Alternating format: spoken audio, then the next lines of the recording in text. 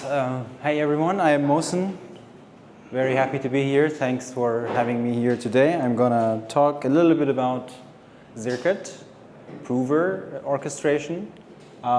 It's more like sharing experience of what we went through in designing an orchestrator for a Circuit prover. We went through some painstaking process, and we learned quite a bit about how to build our orchestration system. I'm going to walk you through the problems that we encounter, and an idea that we came up with in order to do orchestration a little bit easier. Something that we think we could also share it with the community. Maybe it's useful for others as well. So Circuit is an L2 with this sequencer level security. ZK EVM uses Halo 2 right now. We don't know about the future. The changes are possible, and we'll talk about that a little bit later. And we built a modular architecture in Circuit. We have a modular prover. I'm not going to talk about that today. I'm going to talk about the orchestrator, how we run proofs actually.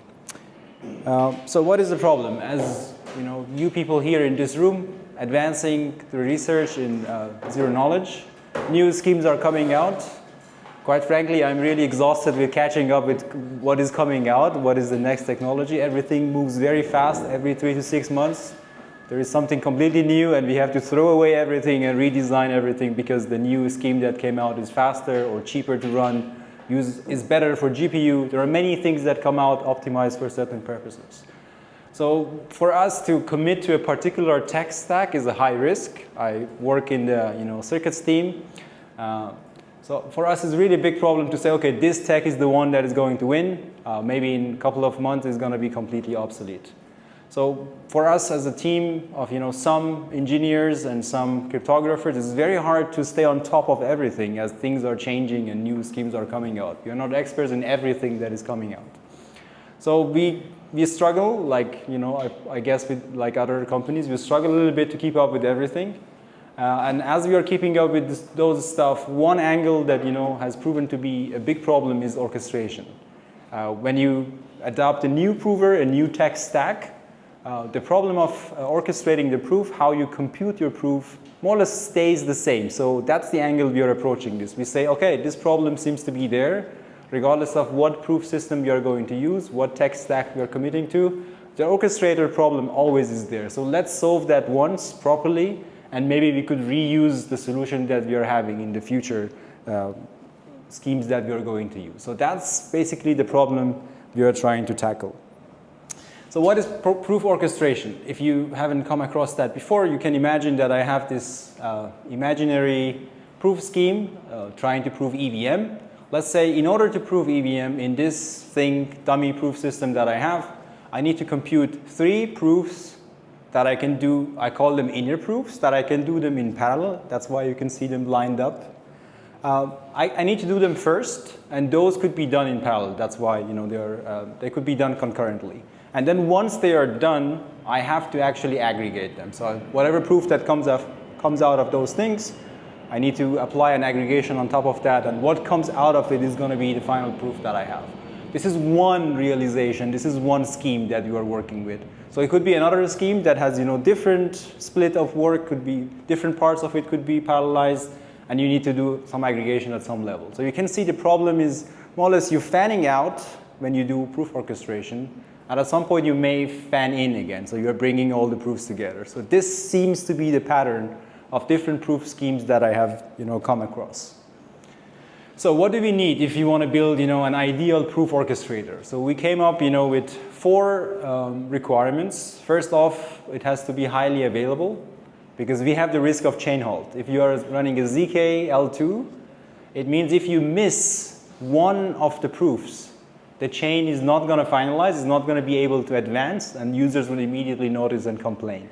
So we have the risk of chain halt. It has to be highly available. It has to have some priority queues. So if you miss some proofs, something happened in the past, so you should be able to push them faster in order to finalize as soon as possible. It should be fault tolerant. We don't want our engineers on the call all the time, to just manually fix this stuff. It should be able to retry on its own, and it should be, it should have defenses against DOS attacks. It should have, it should tackle also deadlocks, should not get stuck if one proof is late, should be able to retry that if needed.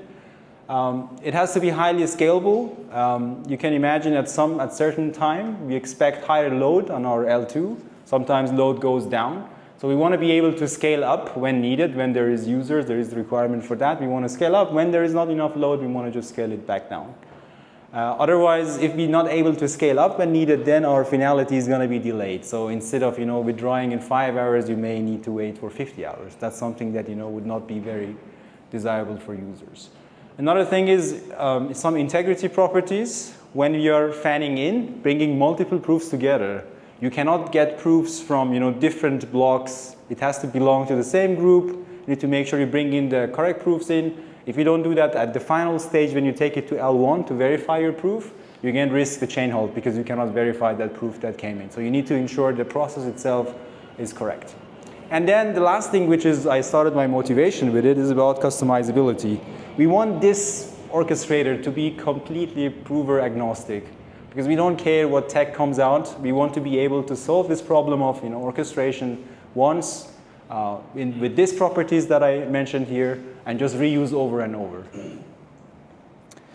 So with that, the first draft that we built, or this first system that we designed at Zircuit, is this model. We basically publish when a request for proving comes in. We push them into some priority queues. We use NATs. NATs helps us with retrying stuff, acknowledging messages. It has also persistent layer. So if the system goes down, it can restart. So a lot of things we get for free with these priority queues that we have. Every step that we compute in parallel, so we have provers that run on separate nodes. They all listen to the same queue. And then they can pick up the work. Once they are done with their work, they publish it to another queue.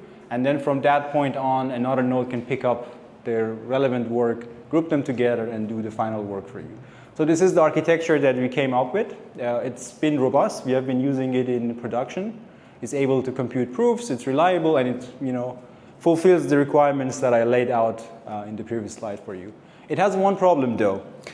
It doesn't fulfill the last requirement, customizability. So if I wanted to, if I go to another scheme that instead of, doing one layer of parallel work and then fanning in again, if I were to basically do another layer of parallel proofs, I have to redesign the system. I have to come up, with different queues, add them into the system. So I need to modify it. This is some manual work that is needed in order to make the modifications in this model.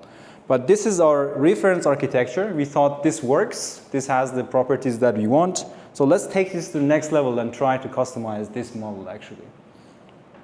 So we see name is still work in progress. Push0 is the name that currently we think about this architecture. We see the orchestrator work as comprised as two components. So we have one piece, which is the dispatcher.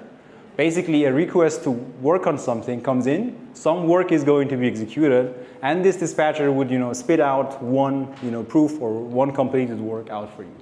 Then we have a collector, which would be in charge of basically taking in multiple work with some characteristic. They need to match together one way or another. You have to define how those things need to be matched together. And it spits out one collected piece together. I'm going to give more examples about how this works. So don't worry if things don't make so much sense right now. Just laying out the idea at high level. And then we want to have detach the other layers from it. So we have created a layer called message bus. Because today we think NATs is a cool way for our passing messages and building priority queues. But maybe in the future this is not true. So we don't want to commit also to NATs either here. So we have something generic enough. It's called message bus. For now we implement it with NATs, but it could be implemented in any way. We use traits, so it's easily replaceable. And it also offers storage to you. So basically this message bus layer has storage and provides the functionality for queuing and dequeuing information.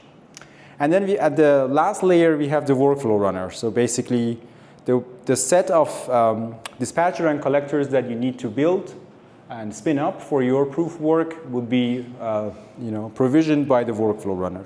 Let me take this to one example. This is the previous example that I showed you.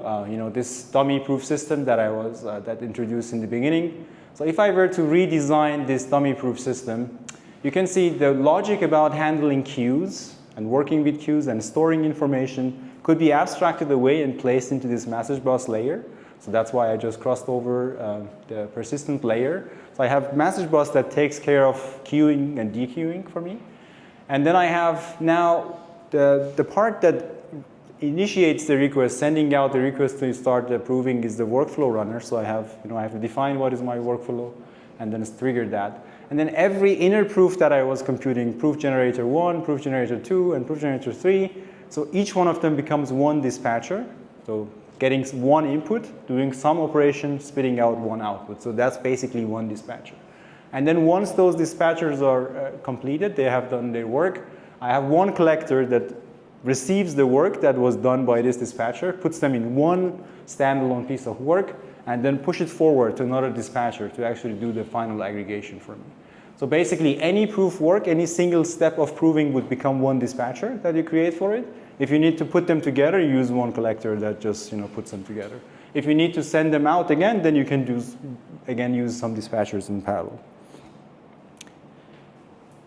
So I'm going to make a second to pause here, just for you to have a little bit of time to grasp the transformation using this architecture.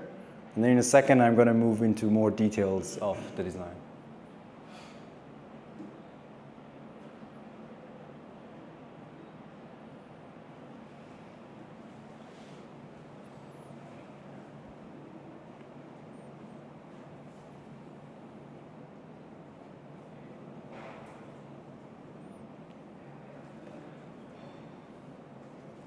Make sense? Okay. Now let's look at each of this, each component that this orchestrator uses. So I introduced dispatcher at a high level. So what actually is a dispatcher? Dispatcher is nothing but a subscriber to some input source that should be a queue, whatever queue you're defining it, based on your message bus system that you're having. It has to also be able to publish. So once the results are ready, basically it needs to publish to some output destination. So it gets two queues to read from and to write to when it's done with this work. And it has a processor logic part that you basically pass in your executable. And here would be your prover. You just pass in your prover as a parameter to the dispatcher, the binary, the path to your binary. What kind of inputs it has to pass to this binary you are having, and what are the expected outputs for it. So how you want to, from the output, what you want to take out basically. So to extract the final proof, or if you want to add some metadata to it, whatever work you want to do. So it's fully customizable in that sense that if you configure how it should process, how should get the prover as input, basically the dispatcher could take care of everything for you, doing one step of proving. The same thing more or less goes for the collector. It has the input source, which queue it should listen to when the proof is completed. They need to be published to some queues by the dispatcher. It has a source where to read from, and then it has to decide where the result actually goes to. So very similar to the dispatcher. Here, the difference here is when you're collecting multiple proofs, you want to define a strategy of how it should collect basically proofs for you. So one example is if you are batching, imagine you're batching 10 blocks in a blockchain. So basically the collection strategy would be, number of inputs would be set to 10. So you're collecting 10 proofs. And you say, I'm going to sequentially collect them, right? So basically you're defining a collection strategy of 10 blocks I want to take, and I want to make sure they are sequential. So I don't want to have any gaps between these blocks that I'm collecting. So proofs are going to be computed by dispatcher, and then collector, conforming to the strategy that you defined, can collect those proofs and put them in one message. And then the output of collector would be passed to another dispatcher for further processing, another proving you want to do, or whatever step you need to take down there. So, and then any other layer that you see here, so basically the message bus would help with notifying them, hey, here is one more thing, you subscribe to this queue, here is for you. You want to write something here, okay, give it to me, I'm going to write to that queue. If anyone who is listening to it, supplying the input-output sources and notifying them would happen by the message bus. So it's like an event-driven architecture that based on whatever you're interested in as dispatcher or collector, it keeps notifying you about the information that comes in. Now, so you I mean, this part is more or less clear. Now let's talk a little bit about the workflow runner. So I mentioned that when you are designing, a system that is supposed to be customizable, you want to be able to build as many dispatcher and collectors based on the proof system and the prover that you are going to use. Basically, the workflow runner helps you with designing those pipelines. I'm going to show you maybe in the next slide. Yes. So let's look at the example that I gave you in the very beginning. Now, in the beginning, I showed you and I told you how we did it. We basically, for every step in our prover, we created a service, and then we created these priority queues using NATs, and then we had services that would listen into those queues. Instead of doing all of that, because as soon as we modify the proof system or we have a new prover or a new realization of the proof computation, all of that is obsolete. We have to re-engineer everything. Instead of doing that, so the idea would be that you basically define in a workflow runner what kind of proving you want to do, what kind of work you want to be executed. So in this case, I'm defining my workflow as I have to do 3 steps, and I can do them in parallel. So proof generator 1, proof generator 2, proof generator 3. So that means they're going to be executed in parallel. And then the next step, I'm going to collect, right? So I need those 3 of them to come together. I want to collect them. So once I have the results, I need to put them in one collected result. And then the next step would be aggregating proof. So basically with this, I am defining how my provers should be invoked and for my proofs to be computed completely. So that's one side of the story, the workflow. What steps need to be executed in order to get the final proof that you need. Another part of the story is how many machines you're going to use, where this execution should be executed. So the workflow runner basically enables you to write down, okay, I want proof generator 1 to be executed on this node, proof generator 2 to be executed on this node. So basically you define where this execution should be, where these proofs need to be executed. So maybe one of them needs, more GPU. Let's assume the aggregation step needs a GPU machine.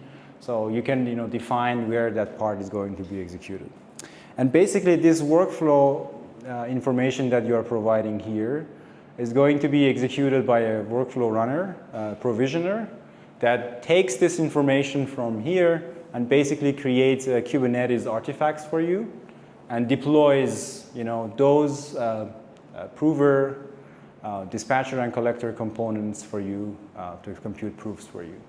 So you can see now if I am going to change, if I have a new way of proving stuff, all I need to change is my workflows description in this single file. And then I have to run the provisioner that creates, a new Kubernetes artifact for me. And then I need to just deploy that, and that's all. Now I can run a new proof system with the nodes that I have specified there. So, when I run this, in the previous example, it's going to provision these components on the machines that I have specified, and then it's going to call run into the workflow runner. And from the moment that you, hook it up and start the workflow, from now on, any message that is going to be dispatched for computing proofs is going to be handled by this system.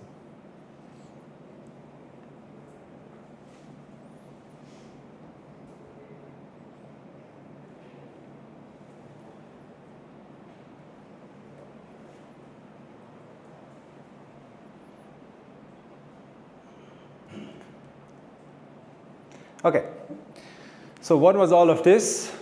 This is going to enable us to do prover-agnostic, and flexible topology. If you want to change even the way that you are aggregating your system, you have new optimization, you want to do more recursive proofs at the end, you want to compress more. All those changes you want to do, basically you can do them without modifying the code you have written, but rather the configuration. And then everything is going to be integrated seamlessly with any proof system or workflow. Basically, any proving work or any pipeline that could be designed using this fan-in, fan-out architecture that I showed you in the beginning would be compatible with push0's architecture. It's adaptive for now. I don't know about far future, but with the new proof systems we see also that are coming out, we have been able to prototype in the course of a week, having a new prover and then be able to orchestrate that as fast as possible. So this is for us a huge win. It helped us a lot to adapt with changes that are coming in. This challenge was for us solved. This is very scalable and stateless completely, so every step could be repeated without the need to have any information stored. It's fault tolerant with this design that I showed you in the very beginning. The architecture retries when issues comes up. No one has to wake up and do something about the proofs in the queue. It's going to be retried on its own. Unless there is something broken in the code, the architecture would be able to handle faults, crashes, or running out of memory problems that are happening. This could be, this step that we're taking could be some of the foundation for decentralized provers. You can imagine the workflow itself, if it could be deployed by users.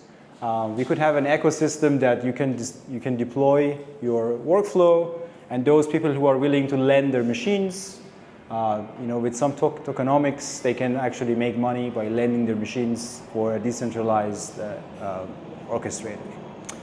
It's going to be open source. It's written in Rust, so I guess in 2025 we will release the repositories for public use. I don't know the exact dates for that, when exactly it's going to be, but the goal is definitely to open source that. And with that, I think I'm done with my slide deck.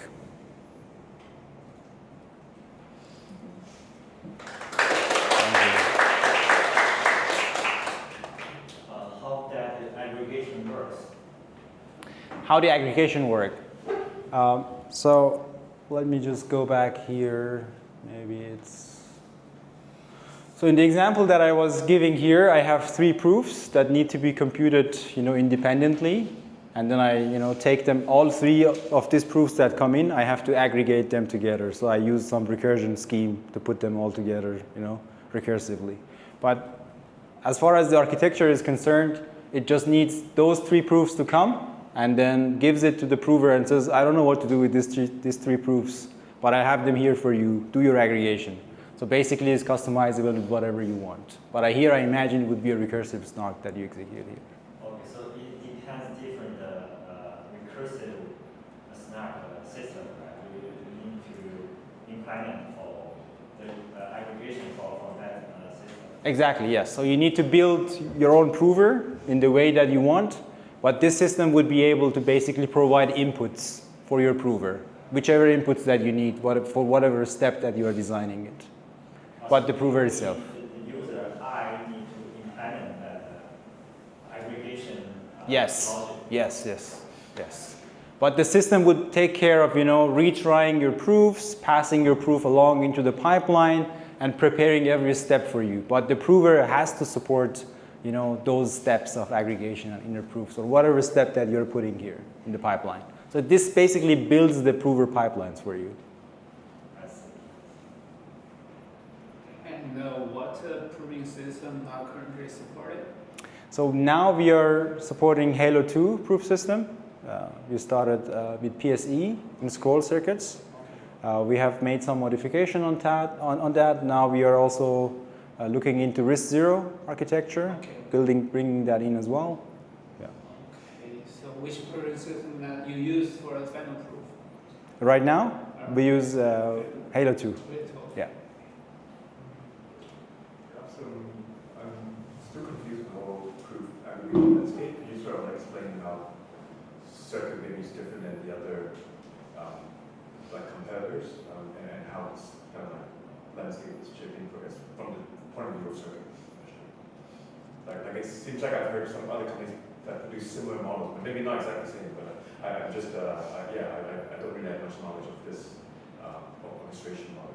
Yeah, no worries. So if I understand the question correctly, you're asking about how the aggregation circuit works. Is that? Oh no, sorry. I'm just wondering about if I take a top-down view of the landscape of this whole proof aggregation. It seems like there are other companies doing something similar, but then that's where I kind of confuse this. Are you doing something similar? Are you doing something, or are you doing something similar to them as well? But you have kind of these you're doing some certain things differently. You could just speak a little bit to that. Yeah, for sure. So it's very similar to what other people do in the space. I think the final goal for us is to build one final proof that is very small. So you want to start with one block. You compute a proof over that block. So I can now publish that to chain. That's going to be expensive in gas, so I'm not making any profit as an L2, right? So what I do, I just get one block proof, and then I get the second block proof. I aggregate them, right? I get another proof, so it becomes one more, you know, one more layer of compression I'm doing here. So we do multiple layers of those aggregations with the final goal of having the smallest proof possible. So we do one layer of, you know, n blocks we put together, 100 blocks. We make one proof over them. We take those 100 blocks, and then we take 45 of them. We do them all in parallel. We make one batch proof out of that. And from that proof, we do another layer of aggregation of those batch proofs. And we make another compressed proof, right? And then we publish that final proof on chain. If that answers your question. Yeah. And just to add up to that, are the proofs that you're getting from, are they just, what sort of people would feed the proof? Is it just using the Ethereum block, or is it any? Yeah, okay, I see. So this is, we run our own L2 get, okay, and blocks are generated there. So what we feed as input to this circuits is, you know, traces. We run full traces, and those block traces, along with block information, go as the first layer for inner proofs. And then for the, you know, intermediate and you know, aggregation proofs, you just need to the previous proofs that you're having. You keep feeding them, and you build the entire pipeline with that. Okay, that makes sense. Thank you. Yeah. So you mentioned about decentralizing this proof orchestration model. I mean, but from my understanding right now, the queue and the persistent layer is very much something that's, to a certain extent, pretty centralized. When you talk about decentralization in this case, specifically what part do you think about decentralizing? Yeah, that's a very good question. I haven't really thought it that far. It's a possibility, but I have one answer for that, and that's going to be, for the persistent layer and priority queues, a blockchain. Basically, you can put up that information on another blockchain, Cosmos-based or whatever blockchain you want to go. So you put that information there, you compute a hash over that, and whatever comes with the blockchain as a security model, so it's tamper resistant, it's forward integrity, all those features that you need to make sure the persistent layer and priority queues are not tampered with, you get for free with the blockchain. So I can basically imagine I create a block with the information that is in the queue and the persistent layer and propagate that forward. Everything else should stay basically transparent for the system.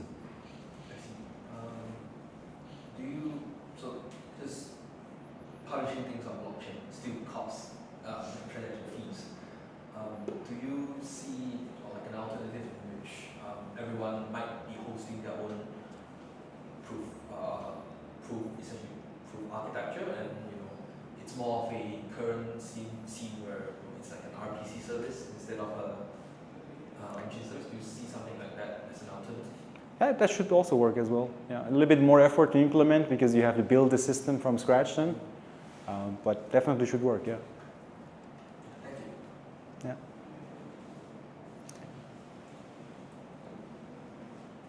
Yeah. Thank you. Thanks very much, guys.